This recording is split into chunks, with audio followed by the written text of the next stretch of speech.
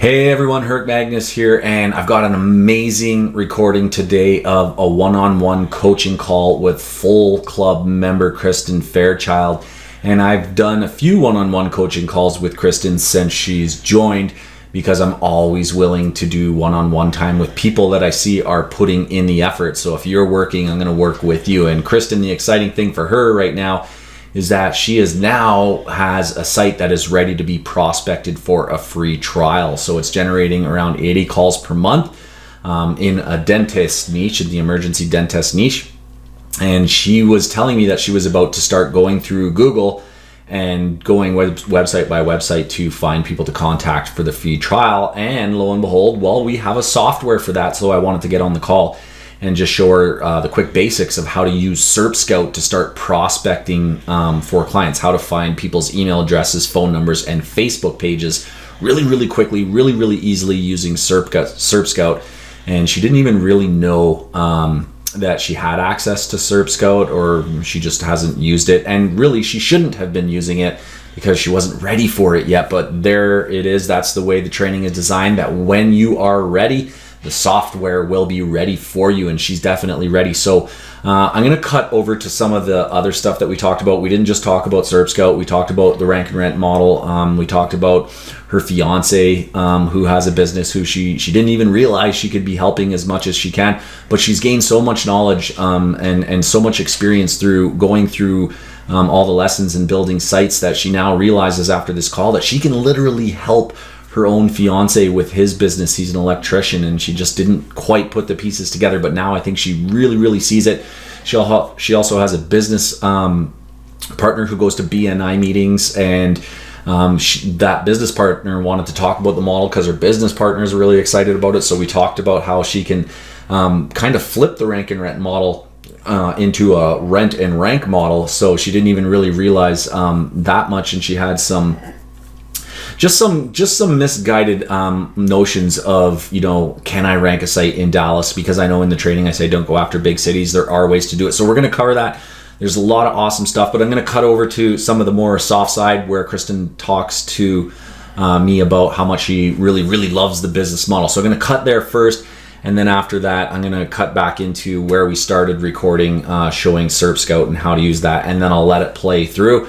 It was an amazing call. I love doing this with people who are motivated. I love seeing them get excited. I love seeing the potential that she has. So hopefully you guys will like this call. Hopefully you'll learn something for it. Definitely leave your comments below. Tell Kristen, way to go, girl. You're doing awesome. Let her know what you think, and hopefully you enjoy the video. So we'll cut over and listen to us talk happy thoughts first, and then we'll cut over to the meat. Thanks, guys. This rank and rent, this is like a breath of fresh air compared to what we've been doing, like with the Facebook ads and stuff like that. Having like 50 bosses over your head every day. It's like, I know, stressful. So I know, I hate it. And it's like, that's why I love those, like when that client who I haven't talked to the guy in a year, and he pays my bill. And when I finally do talk to him, he's just like, I love it. Like, I'm this so is so happy awesome. yeah. When you're getting paid every month and the guy never talks to you, like there's something good going on there, and like that conversation, actually what that for him was about was, I was like, hey, I think I have a way to get you more leads. And he was like, I'm on board. Like, let's do it. Like he didn't even hear what it was. You. Yeah. Trust like there was so much trust there. And really what I was going to do is like, I'm going to use him to verify my GMB. Get him more leads, and he was just like, whatever you want, just tell me what to do, we're gonna do it. I was like, all right, you're gonna have a postcard show up your business. I just need you to, when it's ready, to give me the number. And he's like, done. Yeah. So it's like, you're literally building my asset for me and not even asking any questions because you're so happy with what's been done. That's awesome. That's incredible though. That's super exciting. And I feel like once you've seen the other side of like dealing with unhappy customers or shitty customers or whatever, you just appreciate it that much more. Well, yeah, because I've dealt with, like, I've had the guys like, ringing me like, we need our meeting this week. We want our hour meeting, and what's going on. And like, that's the SEO side. Like, and it was like, it was like, oh my God, this is so stressful. And that's just not where I want to be. And like, results first is just every conversation is so happy. Getting people past not knowing you to like trying out things with you, that's the hardest part. But once they're on, once they say yes to the free trial, if you can get them onto the free trial and their phone starts ringing and they answer the phone, from that point on, everything is so happy and frictionless and easy, and like they literally are loving you at that point. And you just got to convince someone to take your phone calls, and the rest of it is gravy. Yeah. I feel like the biggest thing here is just getting someone a trial, just getting someone to like get on the phone with me to respond, and just getting through that first step of it, which I saw. And you have to break down a bit of walls. Yeah, for sure. Because I know like those gatekeepers, I mean, they're trained like just ignore people for the most part, because they're getting hit up so much. But I did see that some of them in the SERP Scout have like LinkedIn's too. So I do a lot on LinkedIn for my own business. So I could even try that too and see how that goes. Yeah, and I think you'll find too, like you'll get a bit more, like people will be like, what? Like, you know what I mean? Like they're so used to getting hit up with like, you know, the foot in the door, $20 for this, or the full offers, like, whereas you're coming in being like, let me prove myself to you for free. Yeah, for nothing. And they're so like, what? Like they don't hear this ever. Yeah. Right. So it's even to get them to listen, and your feedback from them, not your feedback, but your like, having them respond to you is going to be a little bit easier because of your offer. Yeah, for sure. So it's just, like I said, like I'm not lying. Like it's the greatest business model. I'm stoked. I wish Rank and Rant is what I would have found like 2 years ago, rather than like, here's how to run Facebook ads for people, which at the time that sounded fantastic too, but it's really not. But it is for certain businesses.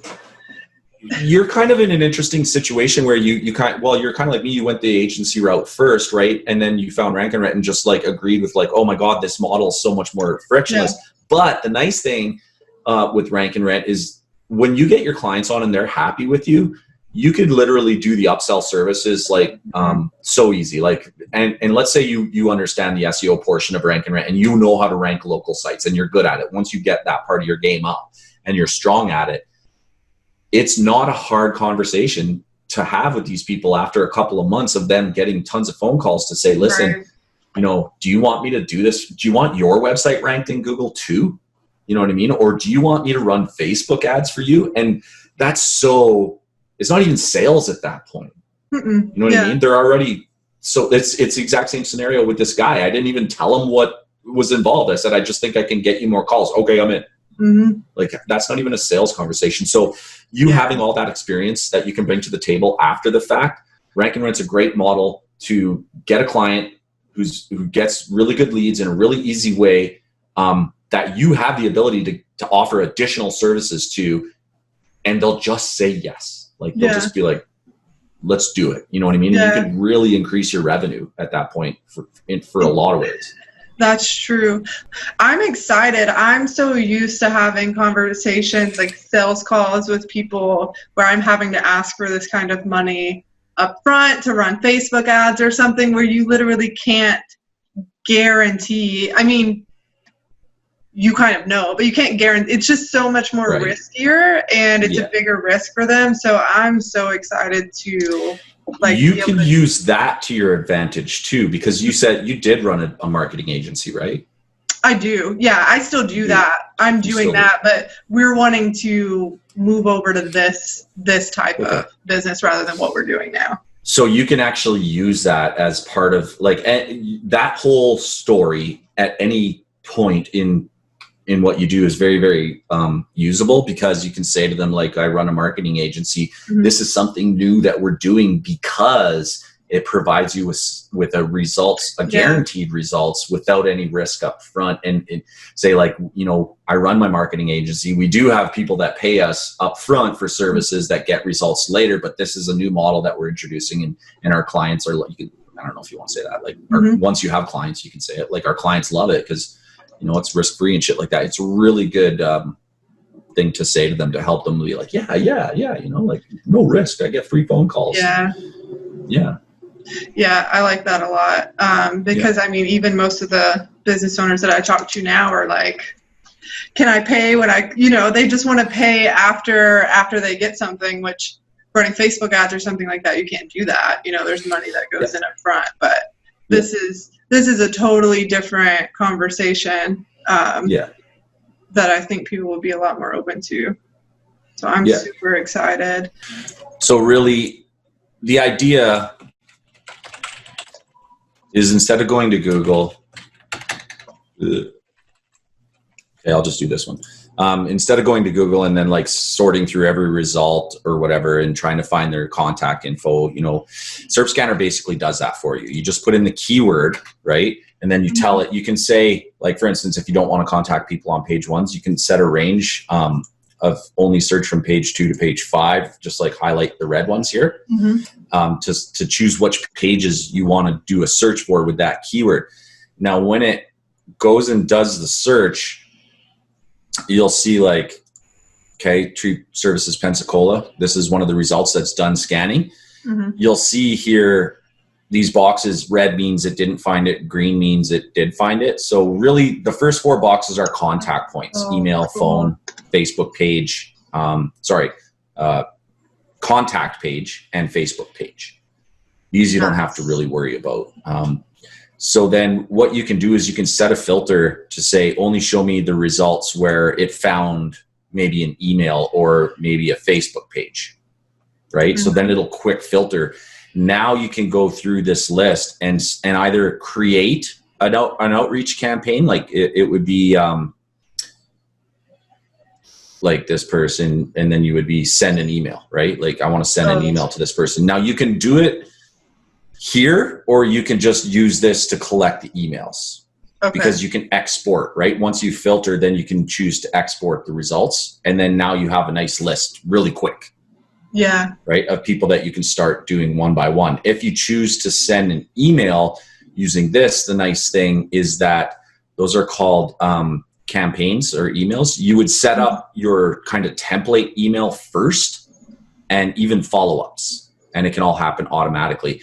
So you can, this is by email only. So you can, write your first email using the script that I gave you, and then write another one to follow up. Hey, I didn't hear from you, just checking in again, sort of thing. And then you can literally have this email, because it uses variables, go out to each of your clients automatically and follow up with them automatically. So that's kind of one of the benefits of using this. Yeah. You can also just do the Facebook pages. If you go back to the scanner and you just you want to outreach by contacting people on their Facebook pages, just set that filter. So go filter Facebook page. Okay. And then just start going through and then open their Facebook page and then contact them. Yeah. Well, that one's not available, but. Ooh, wow. No, this is really, this will be way more efficient than the way I do it. Yeah, that's kind of why, you've never seen this software yet. You didn't really have to worry about it. But now, okay, I want to prospect. That's where you can see where this software is going to come in really, really handy, because you were prepping for some manual search, and you don't need to do that. Yeah. Is this something that I just find, look up Serp Scout and just sign up for an account? No, you've already got it. Something within our software. Okay. Yeah, you've already got it. So if you don't know your username and password, so just go to serpscout.net, log in. It would be under the same, go to lost your password, and it would be under the same email address that you signed up for RankAndRent.club with. You should have gotten an email from Serp Scout. You may not have recognized it. Yeah. But you could just I'm go sure request that I your did. lost I password. probably, I can probably find it if I go back and look too. Yeah. I'm sure. Okay, cool. Yeah, no, this is super, super helpful. Yeah.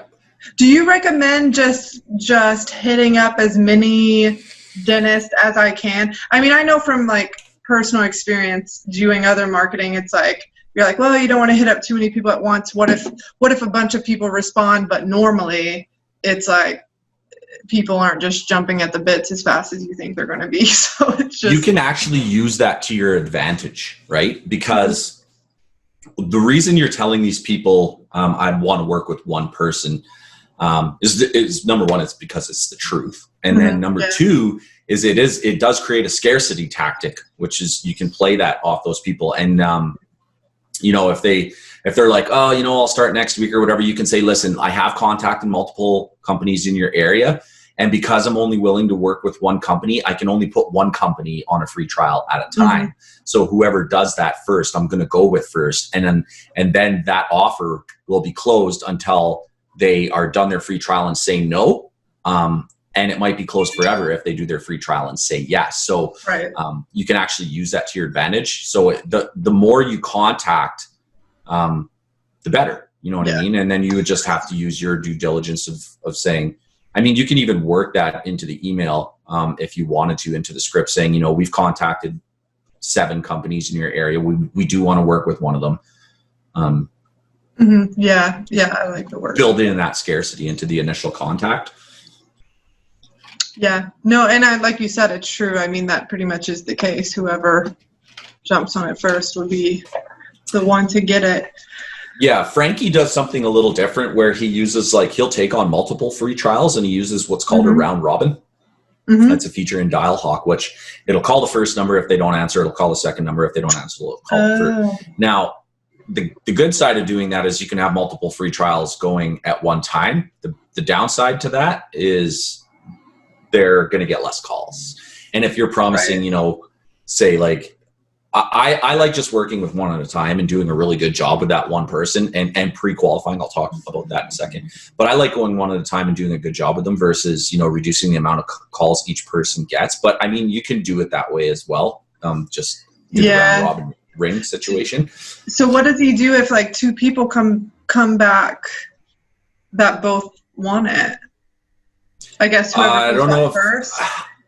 Yeah, I think he just signs them both on with on a PPL deal. Well, I guess if they're happy with that, you know, even with what they're getting from that, then it still works. Yeah. I mean, I'm always honest with my clients. I tell them what's going on. If I was going to do a round robin, I would tell them that I'm doing a round robin. Like, it's kind of, it's number one, it's honest. And number two, it does create that sense of urgency for them. Like if you say, look, I have 2 people right now. If you don't answer the phone, they're going to answer the phone. And like whoever comes to me first is going to get this property. It does create real scarcity, especially if they're answering the phone and getting the leads and they like the leads and you tell them that, they're going to be like, fuck, I want this. You know what I mean? Yeah. Like, so you can do it that way. 40 to 50 calls, with that many calls, you can actually support that as well. Probably if you wanted to go that route. It just creates a little more complexity, a little more tracking for you. So it's up to you. Let me show you one more feature too, because there's that, but there's also this feature called the TLS scanner, which is a little bit more, it's database driven. You get 1 search a day, but you put in your, not like emergency dentist Baton Rouge, but just emergency dentist here, and then your city here, right?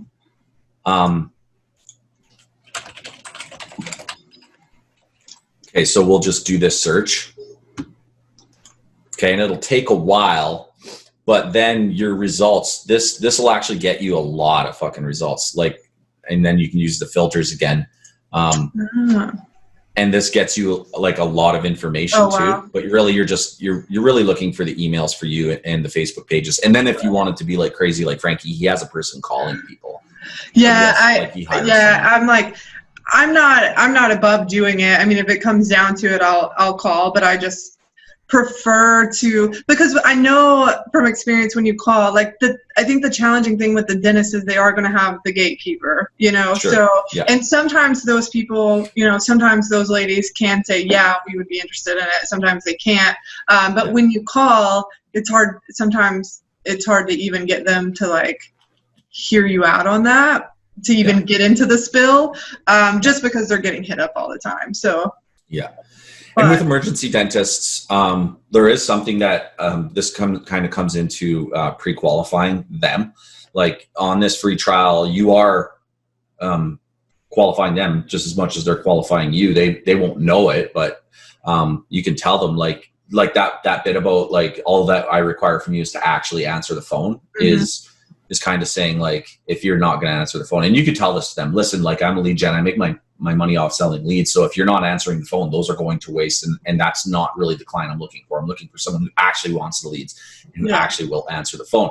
So things like with emergency dentists, like asking them a couple qualifying questions, like, so are you a 24/7 dentist? Do you have someone available to answer the phone 24/7? Because if you can only answer the phone 9 to 5, emergencies happen outside of those hours. A lot of those leads are going to go to waste. That's not really the type of dentist we're looking for. Do you offer interest to your patients? Like, are they allowed to come in with the interest? Insurance. Do you offer insurance to your patients? Because if they do, they'll get more patients signing on, right? Versus if they don't offer that, a lot of people will go elsewhere that does offer insurance. Most companies will. But just showing, just asking those kind of qualifying questions will help to show that you know a little bit about the industry.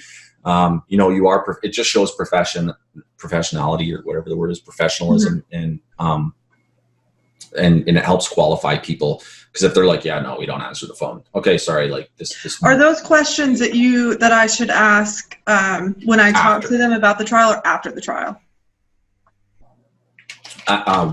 When you're setting up the free trial. Okay. You don't want to set up a free trial for a person who's shitty, because it's a waste of time. Because that's what happened with me with the SLC dentist site, right? Like, the guy that came on wasn't answering his phone, even though he was interested in the end.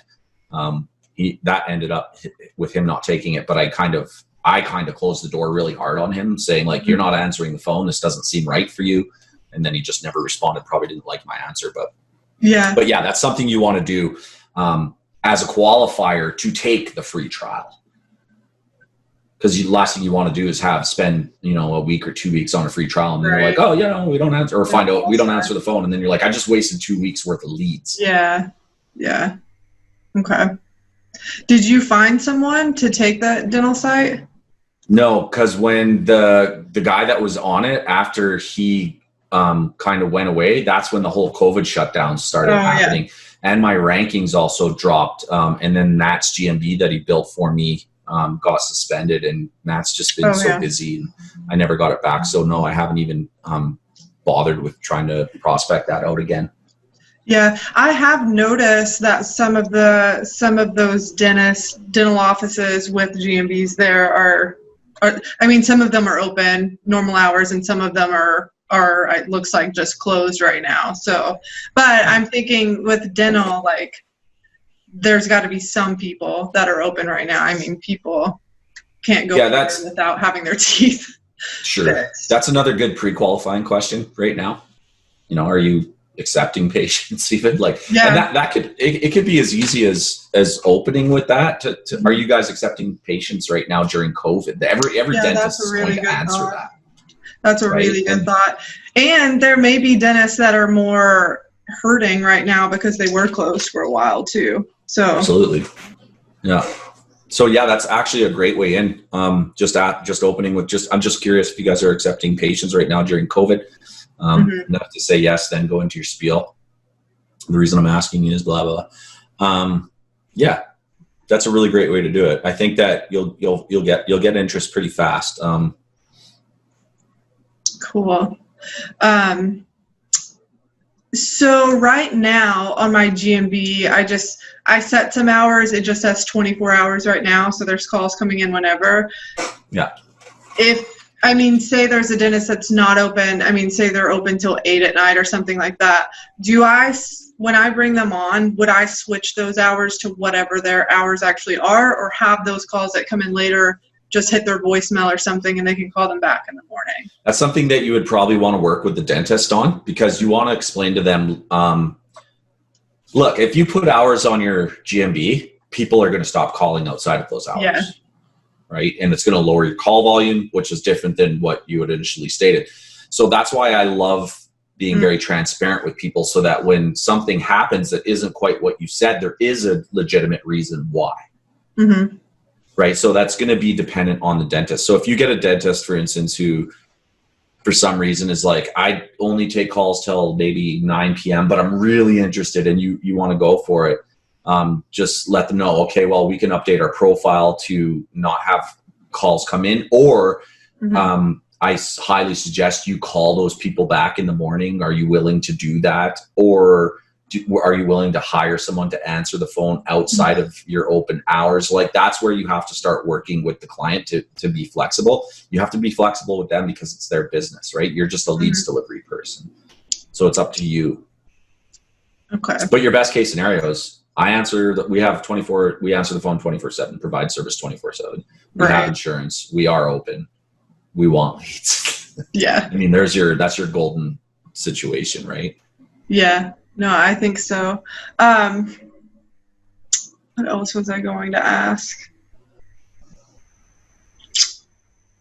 I thought I had something else. Well, my websites as well.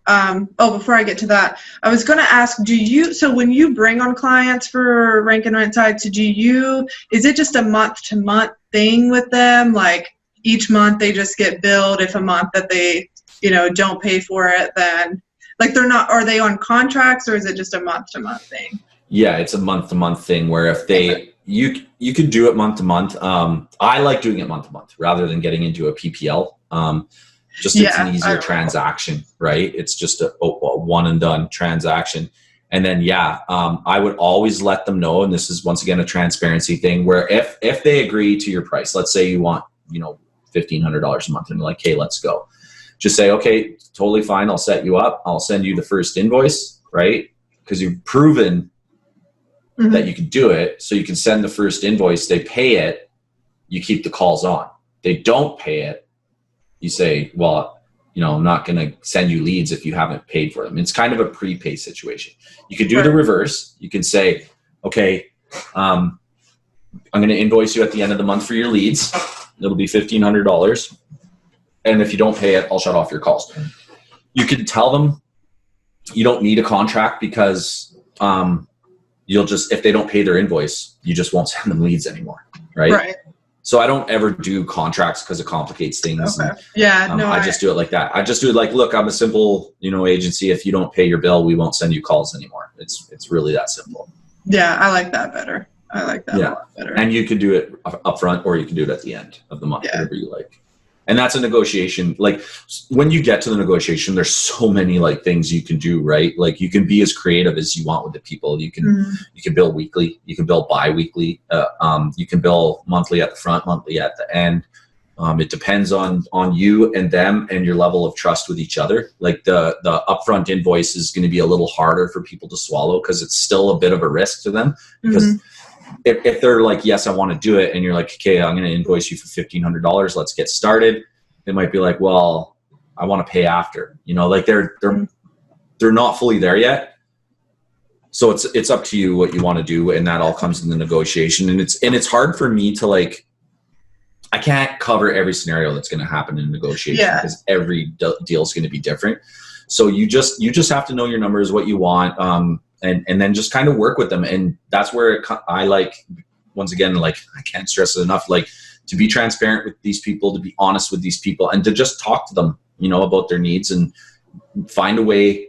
You have so many options, and you can be so flexible with how you do things. So go for what you want, but be willing to be flexible with what they need and what they want, and understand why. Like they're scared, right? A lot of these companies are going to be scared because they're, I've never done this sort of thing before. I've never heard of this sort of thing before. Most people want, $15,000 for SEO. You're coming in like, I got calls, the phone's ringing. Like it's just the F is happening. Like it's good, but it's like their red flag is going off because it's like too good to be true. Almost. Too good to be true. Yeah. I actually had a call with one of my clients, and I think I talked about it. I'm not sure, but like I hadn't talked to him in a year. He just kept paying his bill, and like I hadn't talked to him in a year. So I finally like, hey man, you want to talk about how things are going? And he wanted to do a Zoom call because he wanted to see my face. He'd never even seen me before. Yeah.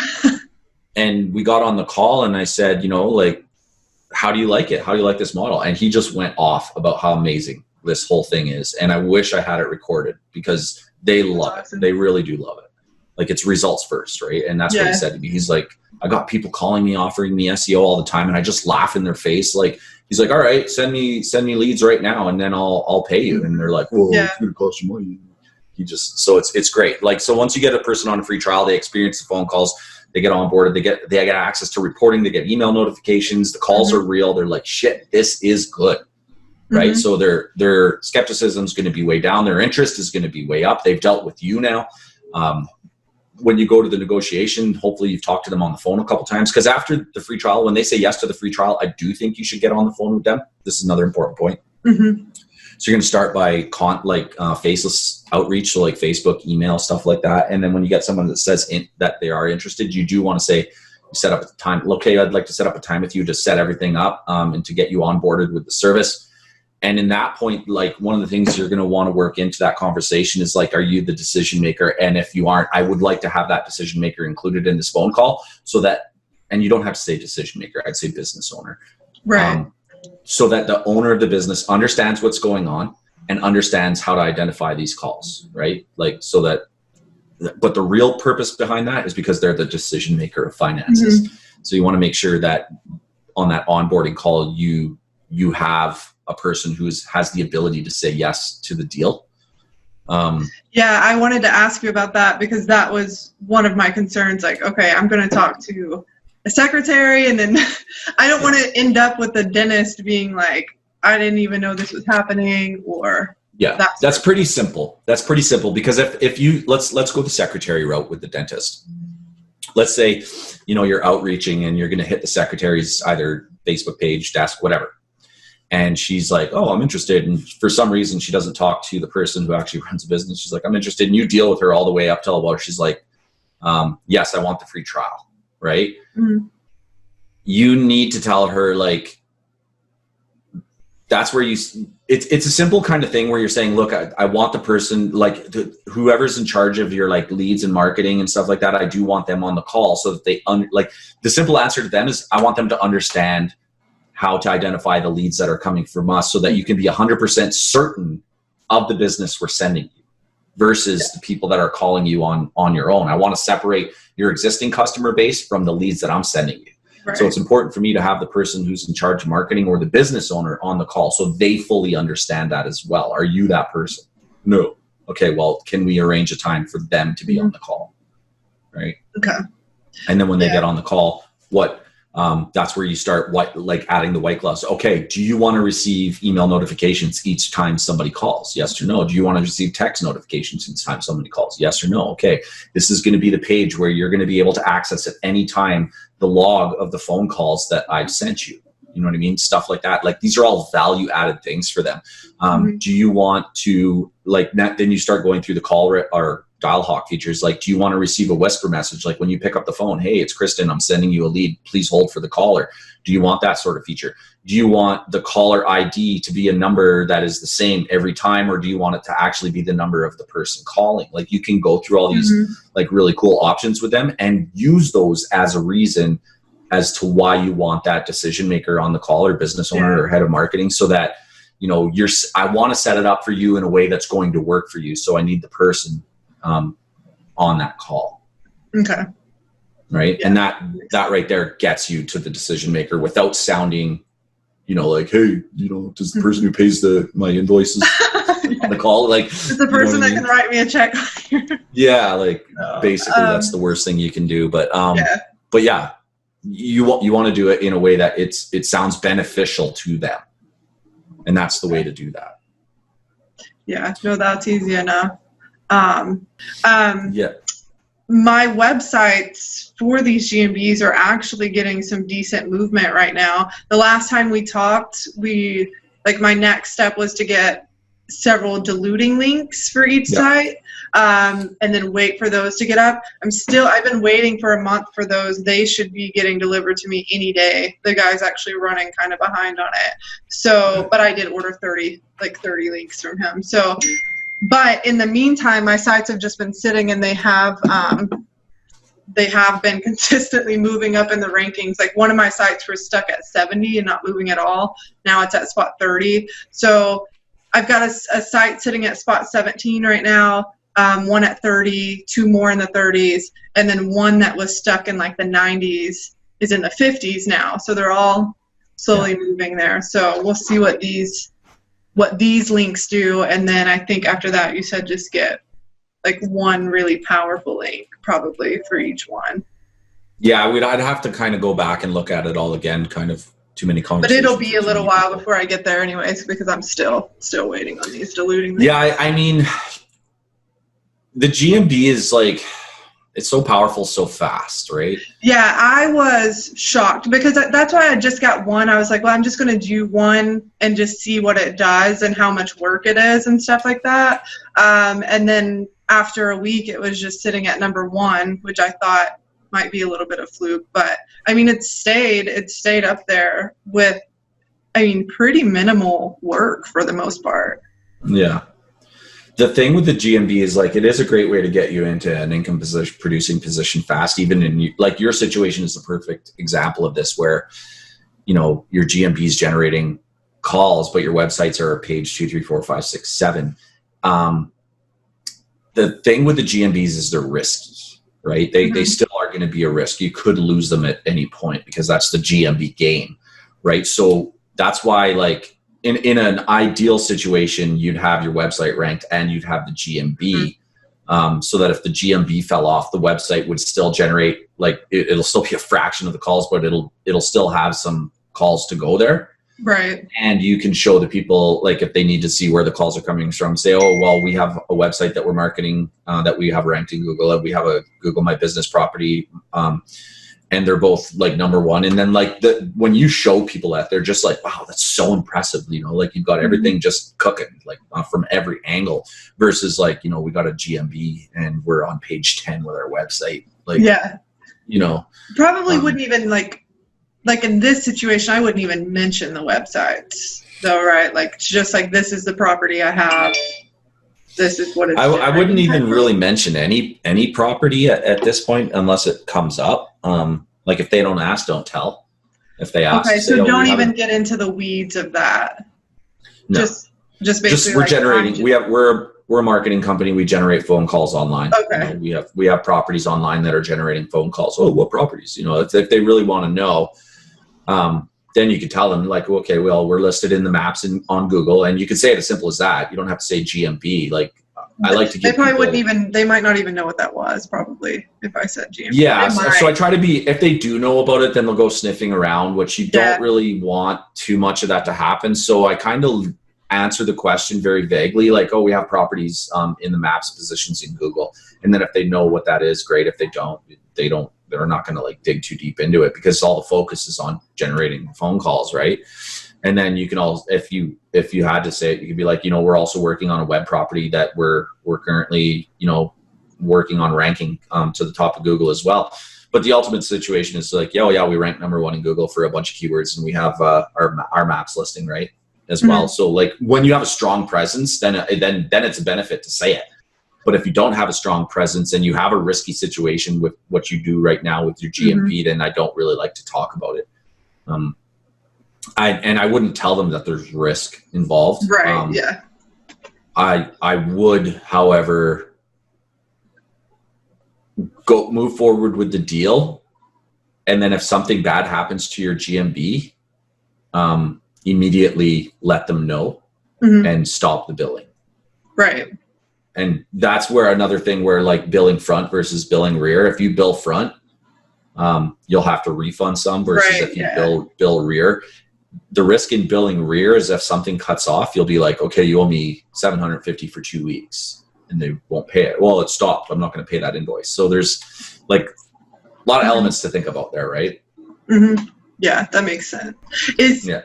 I mean, as far as keeping the GMBs there, I know that there are probably things outside of my control that could take it off, but is it one of those things where you need to consistently be building, you know, getting more citations here or there, and those, I mean, does that help if you continually do that?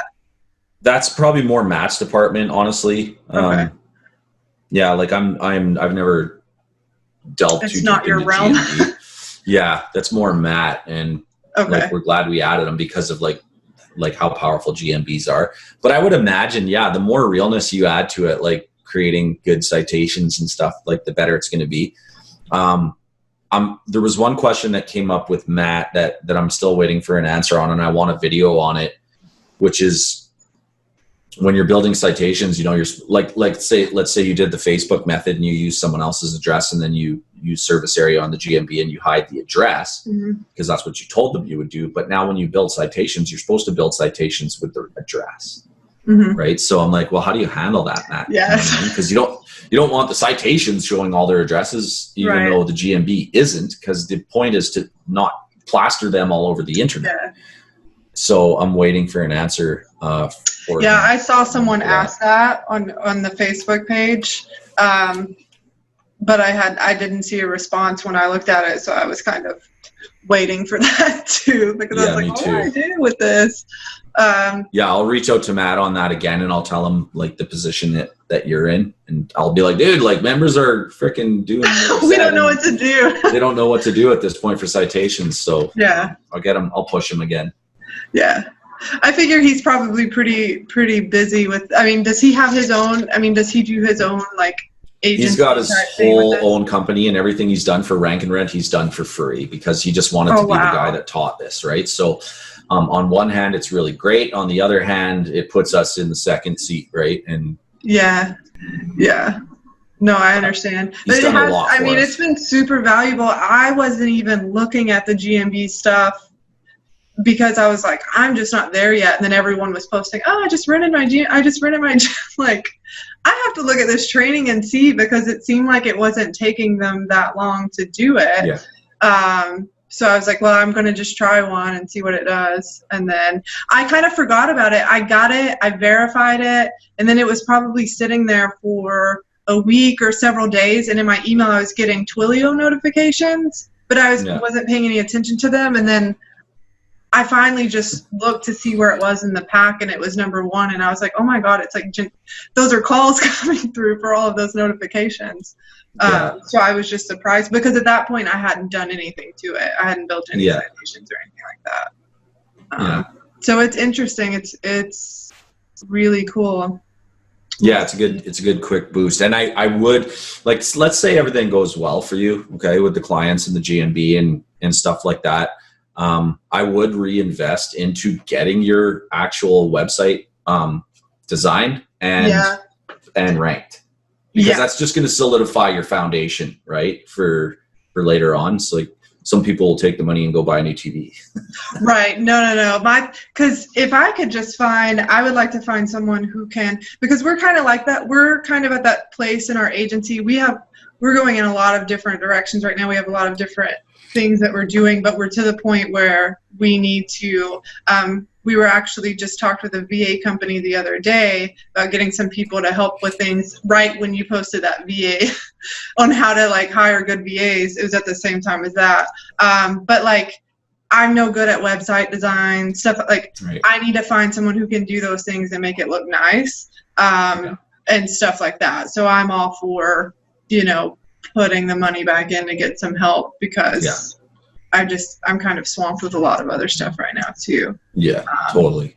Man, nobody needs VAs more than I do. And it's funny that I'm so busy that I feel like I don't have the time to go through the hiring process. And that's primarily why I haven't. I'm like, I don't have time to train someone. I need someone to just come in and take over. That was my concern.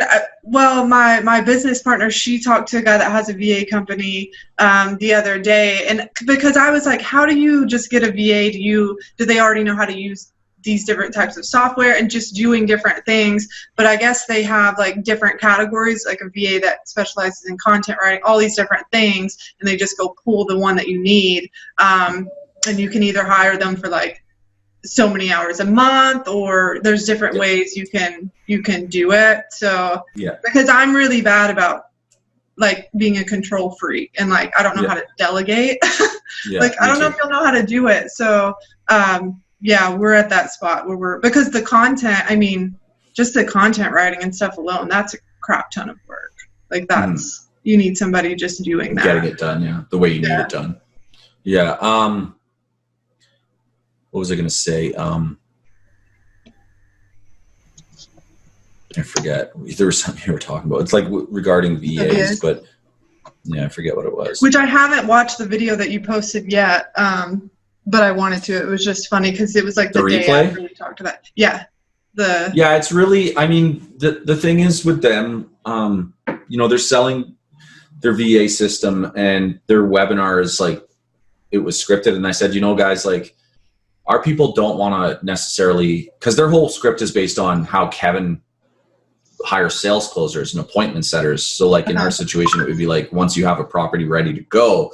And I was like, guys, there's people in our group that like, they just need a web designer on payroll, and they need a content writer on payroll. So like, and I was like, I'd love to have you guys talk about how to use the system to do all that. And they're like, well, then we'd have to change all the slides and this and that. And I was like, okay, well, I guess you don't want to sell that bad.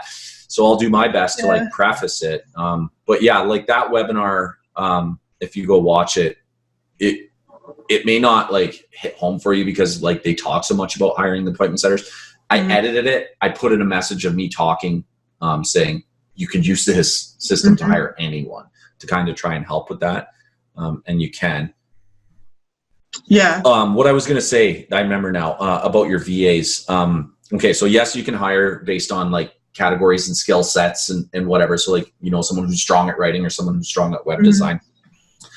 But you can also, this is where Frankie's really good, is like when you're hiring someone to do something they've never done, like say for instance, use keyword supremacy or SERP Scout, a software that they've never used. That's where SOPs come in really, they become really valuable, because then you can literally take anyone over to the SOP and say, go follow this SOP. This is the process I need you to do A, B, C, D, E, F, G. And that's where Frankie's like really, really good. Like as soon as he wants to hire, the first thing he does, he doesn't go and hire. He goes and writes an SOP.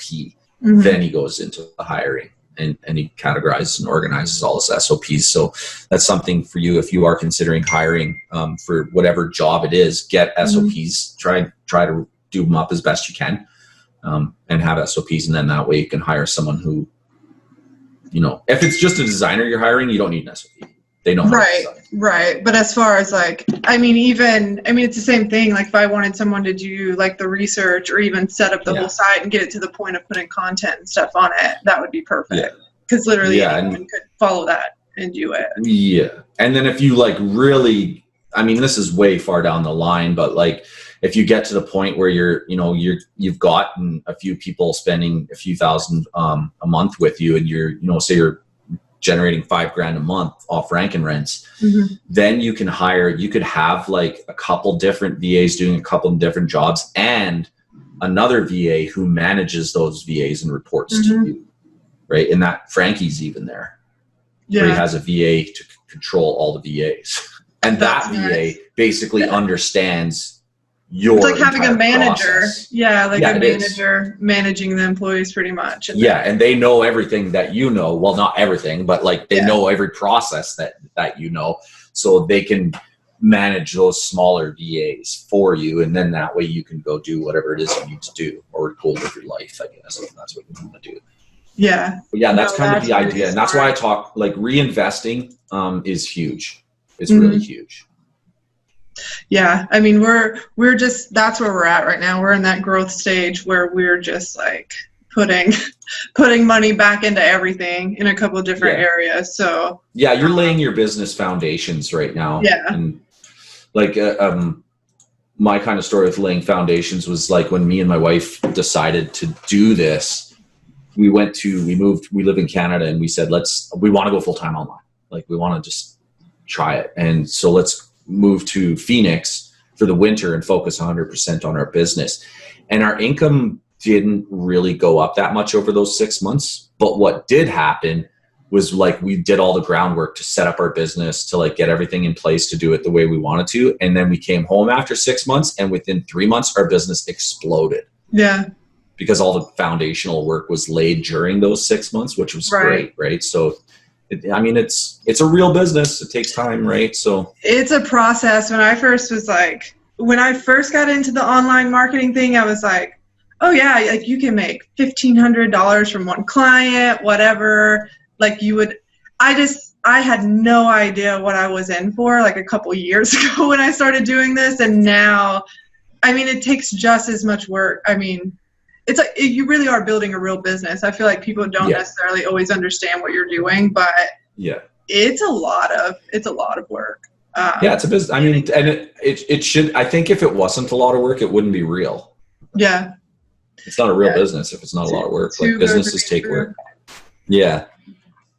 I'm in Dallas. My business partner is here too. She's in she's in a BNI group here. So it's a business networking group. They have a pretty big one. I think there's at least like 70 business owners in there. But we're in Dallas, so I haven't even really looked at attempting to do a rank and rent site here, just because it's like such a big because I said city. don't go in big cities? Yeah. So I was like, so she's like, I want to mention this at BNI, and I'm like, I don't know. Like, maybe it would be smarter for us to just pick one of those niches of somebody that there's a business owner in there and just try to build. Because to have a GMB, you need to do the site first, though, right? Like, you don't just put a GMB up. Well, you could. You could, but it probably wouldn't. The site is like what gives it, I think, some credibility, is my understanding. It definitely helps. Like, so like having a GMB without a website. I mean, it happens. Like, there are tons of businesses that don't have a website, but they're on Google Maps. That's true. It adds credibility, you're right, but I just didn't know if it was like worth my time to try doing a rank and rent site here, being like inexperienced right now. So here's the thing. When I taught people, like, go after smaller cities, okay? The reason why is because as a beginner, people don't really understand the process of ranking a website, right? So what I try and do is steer them right into the easiest path they can take, because they don't know how to tell the difference between something that's easy and hard, because they just don't have the experience yet. Yeah. Now, once you have the experience, yes, you can build rank and rents in Dallas. The only thing you have to do to make it easy, though, is just be really creative with the type of business that you're going after. So the best example, honestly, was if you the 2015 guide for pool resurfacing Phoenix. No, if you're ever on a lead gen webinar, nobody ever says pool resurfacing as a niche. Plumbing, roofing, HVAC, right? It's always the same shit. And people go look for that stuff, and they look for it in big cities because they're like, I want to make so much money. I'm going to do the biggest city with the biggest niche, and I'm going to make money. And it's like, no, you're just going up against the hardest thing in the world. But now, once you have experience with SEO, you understand, the process of what it takes to get a site ranked and to do the GMB thing. Go for obscure niches, because that's going to allow you to be in a big city with a low competition. Right? So yes, absolutely, it's worth it. In your BNI meetings, I would almost say, do a presentation on what you do. I just want to talk to you guys about what I do, and see who comes back to you, right? And say, I can't guarantee I can do it for all of your businesses, but I mean, if you're interested in that, I can see what I can do. Well, and then go do the research. She's been in the group for over a year now. So we're currently working with some of those people doing like Facebook, but she knows most of them. So most of them know her, trust her, know us. So it's kind of like, but every week they have an opportunity to like say something else or whatever. So it's kind of like something new that she can introduce. I mean, there's some other different areas of marketing people in there, but they're not doing this. So think about this though. So we do what's called a rank and rent model, right? We rank a site, and then we find a business owner to rent it out. You're in a BNI meeting, or your partner's in a BNI meeting with a bunch of people who own businesses who already trust her. You could now do what's called a rent and rank. You know what I mean?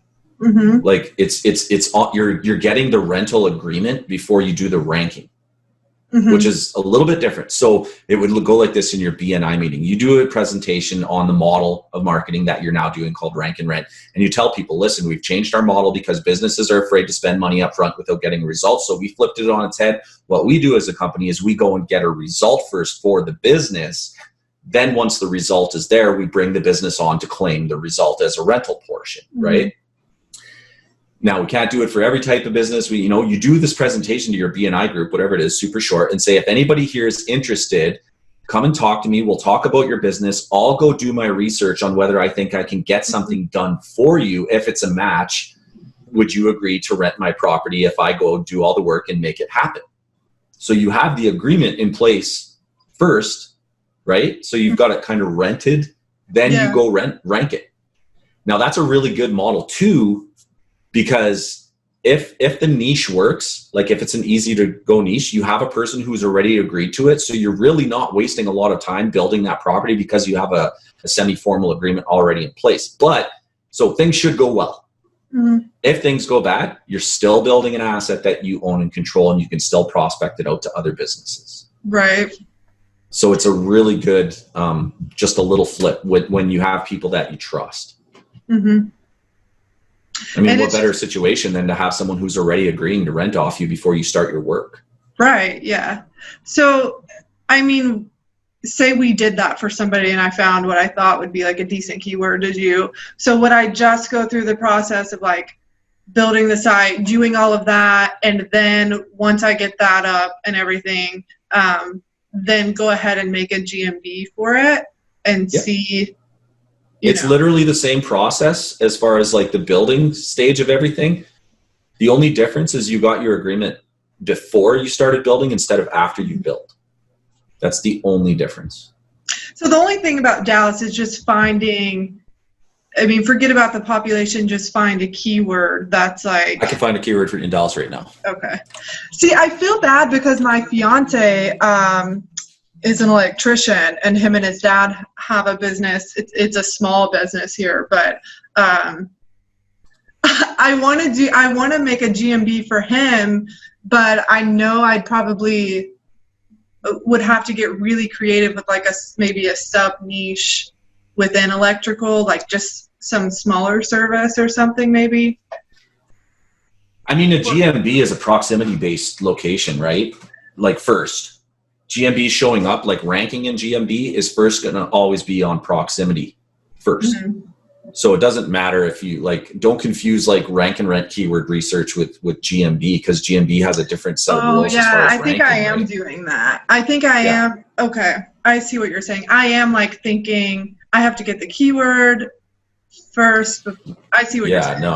Yeah, it's completely different. So like really, if you try to keyword stuff GMBs, like you'll actually get in trouble. So like, you can't be like electrician Dallas. I like didn't even use my keywords really in the GMBs that I made this time because I think he had mentioned that. Like don't stuff it. So for as far as getting, you know, your husband and his dad like a GMB as for an electrician in Dallas, no problem. Like just do it. Pick an area that's highly densely populated and get your GMB there if you can. You know, you also do you live in Dallas? So I'm in Mesquite, which is a suburb. I mean, I'm 10 minutes from downtown, downtown Dallas, but we're like Mesquite is a suburb of so just use your own address for the verification. You could definitely get your business, that business some calls from GMB. As far as ranking though, electrician Dallas, like that's where you have to get creative with sub niches because that's what generates the results is the keyword search versus GMB. What generates the results is typically first the proximity to the caller. Like, you know what I mean? Okay. So let me see if I understand. Yes. Go ahead. You ask the questions. I'm going to show you. If I set up a GMB for him, it would be in proximity. So would that GMB like, I would have to come up with a name for the GMB. So if it was like electrical. Well, doesn't your husband have a business name? Yeah. Oh, yeah. So I would just be using his business name, putting all of it up there. And so basically, if somebody was searching for something electrical related, then that's going to be somewhere in that map pack. Yeah. So you're too tightly tying the keyword search. Like not it's. I mean, if somebody's going to search for like, you know, used clothing, Dallas, the electrician's not going to show up. So I mean, there has to be relevancy in the keyword for the GMB to show up. But people typically are going to search based on like what we're seeing in like keyword supremacy and stuff like electrician Dallas, best electric companies in Dallas, you know, all these types of things. Mm-hmm. And then if your site matches the category of the search and you are in a close proximity, like the searcher, is in a close proximity to the GMB address, that's what's going to trigger the higher ranking first. I forgot that you're selecting a category when you make the GMB. So that, that makes sense. So let me just quickly show you now too. how to find a niche in a big city. So let's go to Dallas.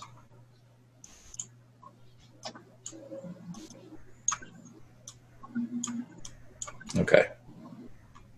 Now, number one easiest way is like there's Dallas, but Fort Worth, right? Arlington, Grand Prairie, Louisville, Flower Mountain. There's number one is these areas. They're still hugely populated. It's just as simple as like searching for these terms and keyword supremacy, like if you wanted to.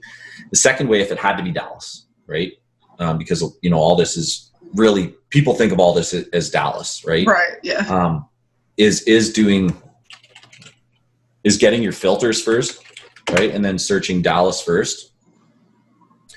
Then, but this is where you're going to start, like what we're doing is we're going to get some ideas of like the types of businesses that exist in Dallas first. And that's why, search volume, you set the same kind of stuff as I initially told you, and then you use Dallas to trigger the results.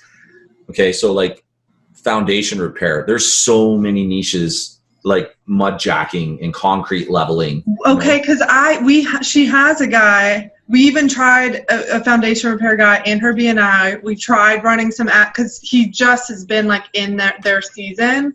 Like he wanted to run some ads and we were like, we'll try, but it's like not going to be high intent people. Like it's like, we got to offer something. We got a bunch of leads, but it was like not people that were actively having it done. So I was like, Google would be so much better for this, like people who are searching for that, but I just didn't know like what terms to search for that because foundation repair is super competitive here. This is going to be competitive. Like I guarantee like that's going to be baller competition. Like let's even just go look at it. I had looked at it too and I was like, oh yeah. Actually, that's pretty low right there. That's pretty low. That's pretty low. Maybe I just was avoiding it because I was like the population size. I was like, well, it's going to be. I think the metrics, when I looked at the metrics of the sites on the first page, I think that kind of intimidated me. So I didn't know. I always tell people like, I was really strong at the start of like choose a small city, but remember, you got to remember that's for people who are inexperienced. Then it doesn't mean you can't. The only thing that really matters, okay, let me put it this way. I'll put it the shortcut way. The only thing that really matters when you're looking at a keyword is who's on the front page and how powerful are they. That's really all that matters. The URL in title, shit like that, it doesn't really matter. I just put those things in place for people because if those match, the likelihood of the front page being easier is way higher. Yeah, okay. Right? So, but like this keyword, Dallas Foundation repairs, a Yelp with 3 links, pretty high, strong profile, pretty strong, decent, and then shit. Yeah. And it's actually an EMD, a partial EMD. So they got there. This might even be a rank and rent. You know what I mean? Like, it's doable. It's not easy. But the way to make it easy, if you want to be in Dallas, is to get creative about foundation repair and what other services are in there, and then go back and do the keyword research for those. And like one of the easiest ways is to like go look at like a big foundation repair company. Like, okay, here's Premier Foundation Repair, and their page is like literally a gold mine of like sub niches in the foundation repair, foundation piers, other services. Let's go look at other services. Retaining walls, mud jacking, drainage systems, root barriers, like gold mine. Now, if you attach these to Dallas and look up the keywords, you have a high likelihood of finding something that no one's even thinking about. And now that's why I say, back to bring this all the way back to your BNI meeting, is you put on a presentation to talk about your model, which is going to make people go like, ooh, like I like that idea. You have them come to you and tell them, really all you're doing is saying, what's your niche? I want to go do some keyword research. Then you go do keyword research. And then if you find it, you find a gold mine that they're helping you think. And then if you find something, you can come back to them and be like, listen, I found some amazing stuff. I really think I could do a great rank and rent property for you. Let me go. If I do this, would you be wanting to rent it and take the leads? Yeah, that'd be great. I don't want any money. right? And this is always the hook for them is like, look, Right. I'm going to do all the work. I don't want you to do anything. I've already made a match. I'm going to go do all the work. I'm going to build a site. I'm going to get everything ranking. You don't have to pay me nothing because I do results first. So if I come back and I've got results, will you take the site? Yes. Boom. Yeah, that's perfect. It's a really, because we have a rent and whole rank. list right now. So I know she's got a whole list that literally tells like every niche that all those people are in. So I know there's got to be lots of good ones. That would be good. The difference though is like when I'm saying like go to the BNI meeting and just put on a little presentation about your model is to get people to come to you. Because so they kind of getting confirm. an agreement. Yeah. Then and the bonus like is you've got the verbal agreement and you've got a unique niche, but it's still, once again, it's still your asset. You get to keep it even if they nag on the agreement. You're still building something that works. So just go find it. Right, because it's not going to be customized. I mean, you can layer, I guess, their website or something over it, but you wouldn't. That's just for prospecting, right? If you layer someone's. But for the most part, it's just going to be a generic rank and rent. So if at some point they quit renting it, you can just go rent it to someone. Really think of it like this. It could be as simple as like this. Okay, so let's say you built a website that looked a lot like this, and then you want to make it, custom to them. Just change the logo and the title up here. Yeah, like this could be an image, right? So you just make it about their business, and then if they're like, yeah, no, then just okay, swap that out for something generic again. It's that simple, right? Yep.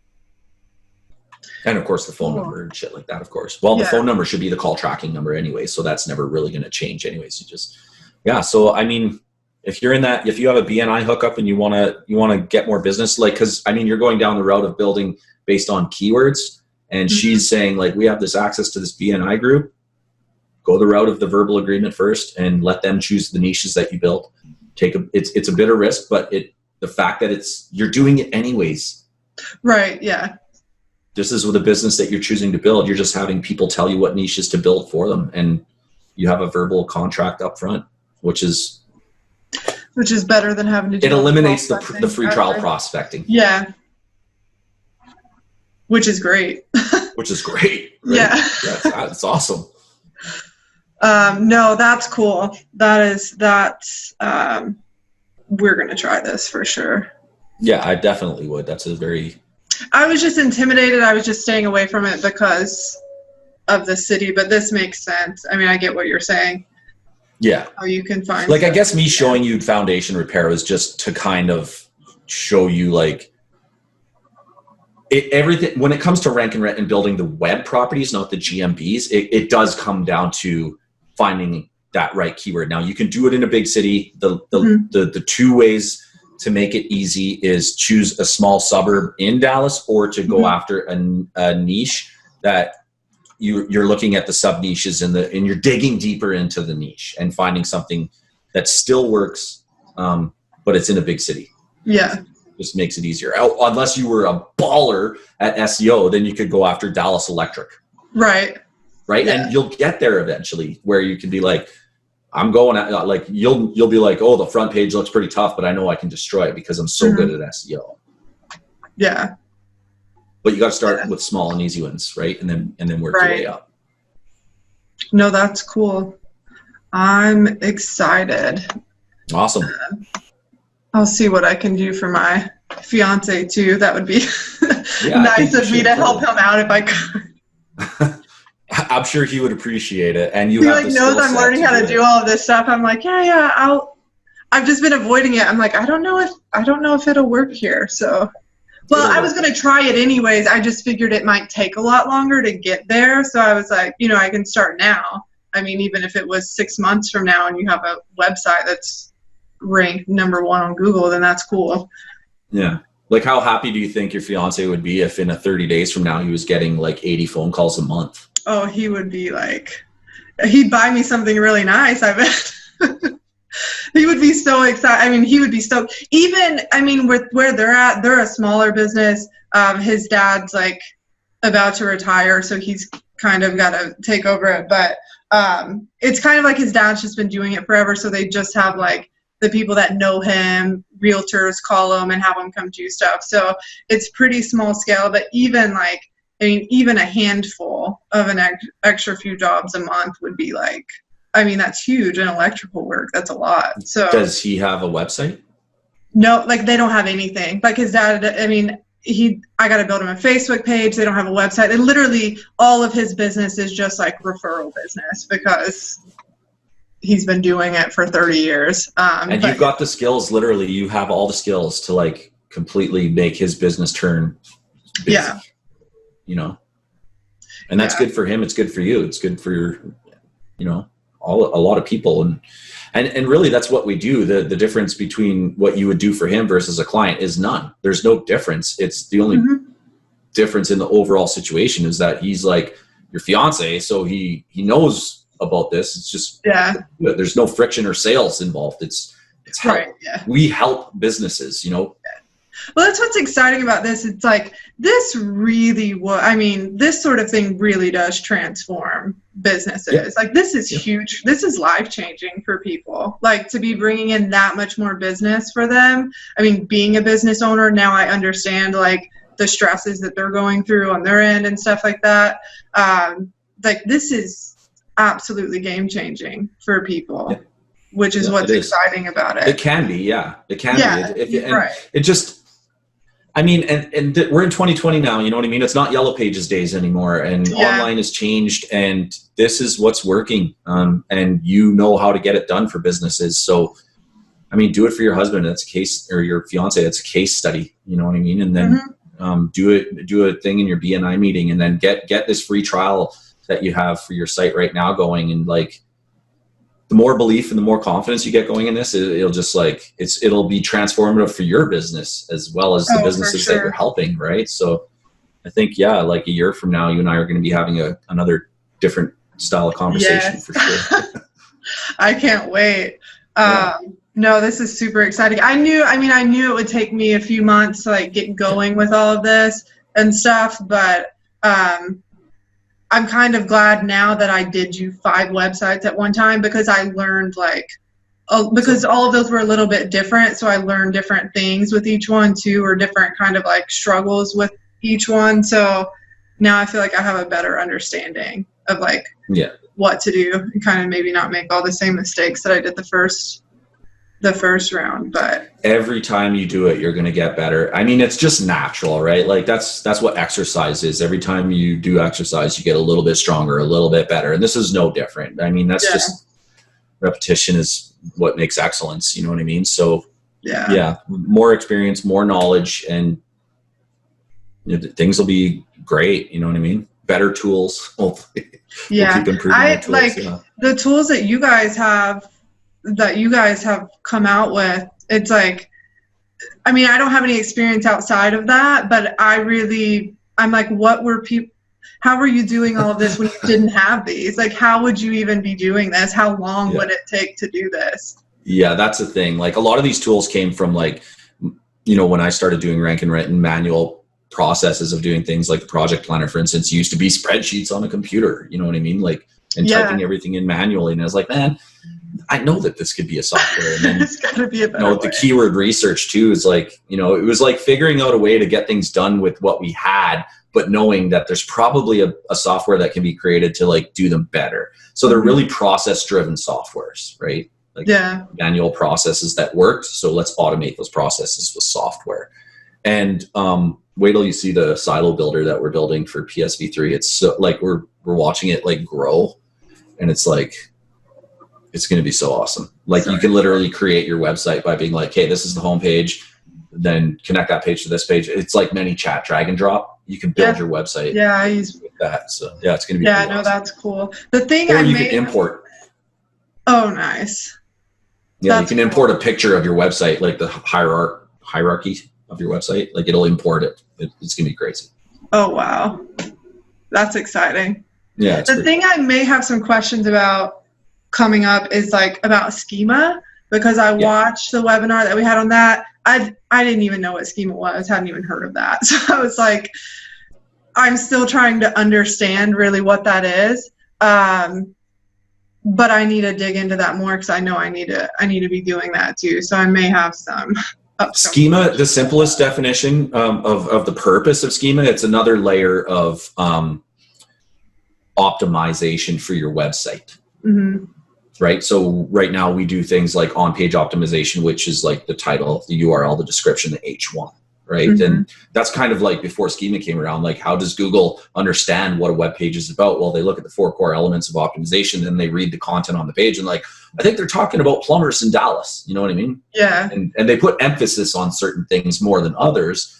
But that's how they did it. Schema is like this semantic markup language that it's trying to explain the relationship of one thing to another. So like your website, if you do a local business, well, your website isn't a local business, it's the representation of the business. So like that's where they start saying, okay, what's the business address? What's the business name? They're saying, how does this website, who's calling itself a local business, how does it relate to the things in the real world? So like, look, it's a local business. Here's the website URL. Here's the description. Here's a person that runs the business. Like it starts trying to connect those things with the JavaScript code, which is really lightweight and fast for Google to process, right? So that's kind of like the high level idea of it. For you, the purpose of using schema is just to give yourself another layer of optimization to help Google rank your sites higher and understand, and then gain featured snippets, which are more clicks, more calls, right? The benefit of that stuff. And it's really not that hard. We can dig into it. I'll do better training on it, more specific, but it's really not that hard. We have I'm going to just fill in the form. Yeah, I'm going to go back and walk through and just like do it as I watch that webinar and just try to do it for one and see what I come out with. It's like a high level tweak. You know what I mean? Like it's like when you're at like 95% efficiency and you're now digging for that last 5%, like schema can be maybe lower numbers than that. Schema's pretty good, but like there are definite huge benefits to schema. Like Vince in our group, he has the knowledge panel. So when someone searches his keyword, he actually on the right side of Google has the knowledge panel appear, which is obviously generates a ton of calls, like more so than GMB even, right? So like you can use schema to activate those types of things. The only part is you never really know if you're going to get it or not. Yeah. Make yourself eligible, and then Google decides if it's the right instance to show up. So I see. Yeah, I think like with the ranking, like the GMB for the fast phone calls and volume, and then the rankings, like that's going to be like the bulk of your stuff. All the rest of it's just going to be where you're really tweaking your expertise. Got it. Cool. Well, this has been extremely helpful. I feel like I've taken up a lot of your time.